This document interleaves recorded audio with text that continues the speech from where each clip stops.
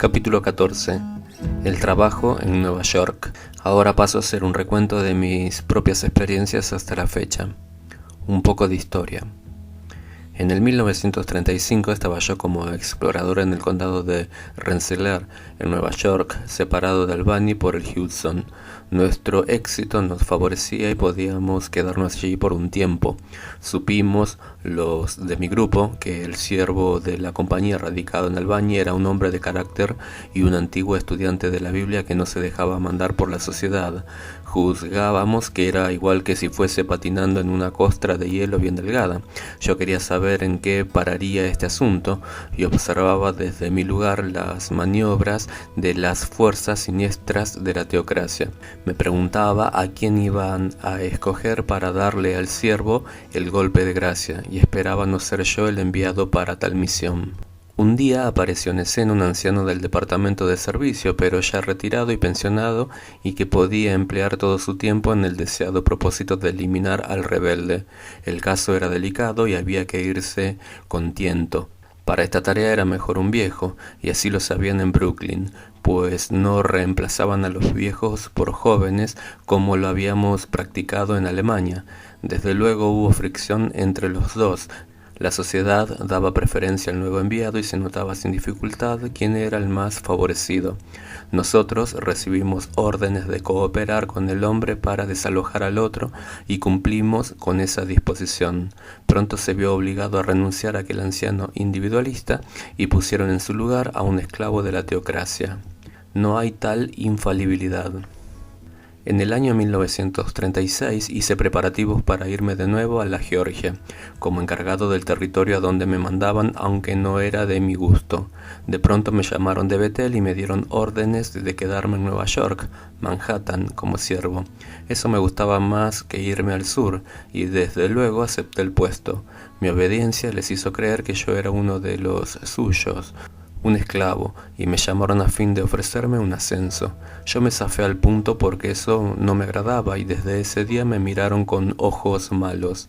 La idea de ascender o de rebajar a los siervos era arbitraria y nada evangélica, aunque nos querían convencer que la sociedad nunca yerra, sino que es infalible cuando habla ex cátedra. Vimos muchas acciones injustas en su manejo con los pobres esclavos. La sociedad alega que tiene entrada exclusiva al oído y a la mente de Cristo, pero con todo hemos visto sus errores con demasiada frecuencia. Una vez nos mandaron decir con la debida anticipación que en cierta fecha todos nosotros tendríamos que ir a todas las iglesias y clavar o fijar en las puertas un cierto escrito preparado por la oficina central de la torre. Un abogado, un hombre de buena voluntad, a quien yo estaba visitando, me dijo que eso era un asunto grave, y pude hacer que desistieran de tamaña provocación. Nuestra oficina legal en Brooklyn había dado un golpe en falso. La sociedad de la torre se impuso, no obstante, de un modo imperioso. Era la cabeza de oro de la estatua de Daniel, capítulo 2, versículos 31 al 34. Era autocrática en su actitud sobre los miembros de la teocracia que había nombrado ella misma. La compañía de los testigos de Jehová le estaba sujeta. Los ancianos habían sido quitados y en su lugar mandaban los siervos con cartas de autoridad expedidas en su favor por la sociedad que asumía todos los poderes de la teocracia. Estos esclavos no eran piadosos ni mucho menos, antes juzgaban que ese sentimiento religioso que caracterizó a los antiguos estudiantes de la Biblia era cosa de viejas y como tal lo despreciaban. Solo se ocupaban de ver que las clases se hicieran más útiles para el desarrollo de la teocracia, y nada importaba que fuesen o no cristianos. Yo no ponía en ello mi corazón. Después de cierto tiempo me dispuse a irme al sur, nombrado como explorador en jefe, pero me dieron órdenes de ir al departamento de servicios, donde se me mandó que me quedase en Manhattan como siervo de una unidad. No quise hacerlo de buena gana porque notaba que mis relaciones con la torre habían cambiado. Desde que dejé mi lugar en el Bethel de Magdeburgo no volví a sentirme como había sido. un cristiano sencillo como lo experimenté a mi entrada en el 1924. Yo mismo era culpable, mi carácter de individuo cristiano, porque descuidé el estudio de la palabra de Dios y leía solo las publicaciones de la sociedad. Aprendí al fin que para vivir en paz con Dios hay que desechar todos estos libritos y cuadernos de la torre y arrojarlo como veneno, y ya sin esos medios de adoctrinamiento comenzar a estudiar las escrituras para llegar a ser verdaderamente libres. Estuve así con un pie adentro y otro afuera hasta que, cediendo a las instancias de mis familiares, me quedé en el servicio de los exploradores, llevando la marca de la organización, la bestia, en mis manos, trabajando para ellos y en la frente, porque ellos pensaban por mí, me tenían tan ocupado que no podía estar solo para pensar yo mismo, pero mi sentido de individualidad se asentaba más en mí.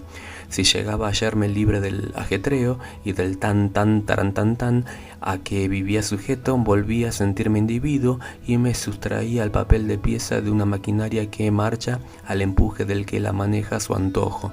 Es oportuno dar aquí un consejo a los millares de testigos que quisieran libertarse del yugo de la organización y no pueden ni se atreven a dar un paso decisivo. Lo primero que hay que hacer es desarrollar una actitud de total indiferencia, librándose de la sujeción que nos impone las marcas. Se puede ver a la teocracia desde afuera y se va borrando esa marca de la bestia insensiblemente. Eso pasó conmigo y el Señor me recogió y me dio su bendita libertad y gozo. Mirando de cerca. Desde mi lugar, en Nueva York, cerca de Brooklyn, la Betel de la Torre del Vigía, podía yo seguir el curso de la organización y ver todos sus actos. Mi cuerpo era de ellos, pero mi alma recobraba más y más su valor e independencia. Yo pretendía servirles, para poder notar mejor sus engaños, pero ese disimulo me llenaba de amargura. Era el precio que tenía que pagar para librarme de la esclavitud. Escribo esto con toda sinceridad, y pido a Dios que se fijen bien en mi caso los millares de mis hermanos que pueden también consagrarse a leer la Biblia para que ella les abra el sentido y los salve. Solo Dios puede salvar las almas para que no sean devoradas permanentemente en el culto de la imagen de la bestia. Revelaciones capítulo 13. Yo veía con desmayo repetirse en este país las mismas cosas que habían tenido verificativo en Alemania, perdiendo el compás. Podía yo anticipar los movimientos de la sociedad porque había visto en Alemania cómo unas cosas seguían a las otras. Eso no era del agrado de los jefes de la sociedad. En 1937 fui llamado con urgencia a comparecer ante el presidente, el juez Rutherford en persona, y acudí a la cita aunque llevaba el corazón en suspenso. La tortura. Amigo cristiano, si alguna vez has gozado de la paz y la dicha de la mente de Cristo, que sobrepujan a todo entendimiento, podrás sentir conmigo cuando describa los tormentos por los cuales tuve que pasar de aquí en adelante en el infierno de la Torre del Vigía. Todo era para mí oscuridad y luz, amargura y dulzura, horror y consuelo. Era una terrible pesadilla. Quise correr y no podía porque mis piernas se negaban a sostenerme. Pesaba sobre mí el yugo de la esclavitud y a pesar de todo mi alma sentía alas para volar hasta el cielo y recrearse en los horizontes de la gloria. Todo esto me había sucedido porque así como las pesadillas son efectos de una comida pesada y dañosa, yo había estado alimentándome de lo que en los editoriales de la Torre escribían los que nos daban el sustento para la vida de esclavos que servíamos en masa, en vez de comer del maná que es la palabra de Dios y del pan del cielo que es el Señor Jesucristo. Dejando esa fuente de luz y verdad, viví sin ánimo para escalar las paredes de la torre y vivir en libertad. El espíritu no era mi guía porque yo descuidaba leer las escrituras. No pude escaparme sino hasta 18 años después.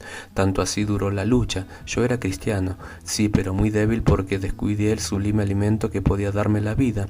Seguí sujeto y lastimando mi conciencia al hacer informes de libritos vendidos, de visitas, de todo hecho sin ganas, porque sabía que mi corazón no estaba en ello y porque podía ver más el engaño y la falsedad en los manejos del principal que daba impulso a la marcha de la organización.